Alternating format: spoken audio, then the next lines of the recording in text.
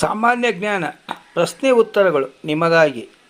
ತ್ರಿವರ್ಣ ಧ್ವಜದ ಬಣ್ಣಗಳು ಏನನ್ನು ಸೂಚಿಸುತ್ತವೆ? ಸತ್ಯ, ಶಾಂತಿ ಹಾಗೂ ತ್ಯಾಗದ ಸಂಕೇತಗಳನ್ನು ಸೂಚಿಸುತ್ತವೆ.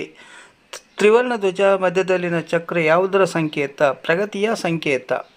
ಗಾಂಧೀಜಿಯ ಮೂಲ ಮಂತ್ರಗಳು ಯಾವುವು? ಸತ್ಯ, ಶಾಂತಿ ಮತ್ತು ಅಹಿಂಸೆಗಳು.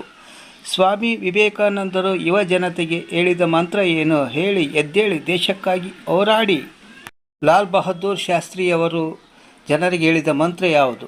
ಜೈ ಜವಾನ್ ಮತ್ತು ಜೈ ಕಿಸಾನ್. ನೆಹರೂರವರು ಜನತೆಗೆ ಹೇಳಿದ ಮಂತ್ರ ಯಾವುದು? ಆರಾಮ್ ಆರಾಮ್ ಹೇ.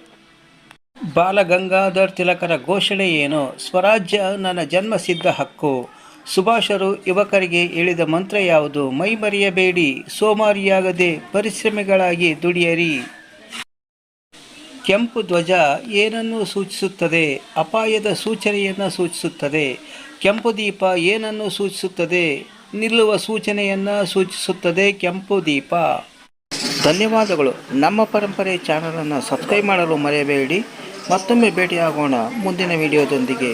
ಅಲ್ಲಿಯವರೆಗೆ ನಮಸ್ಕಾರಗಳು.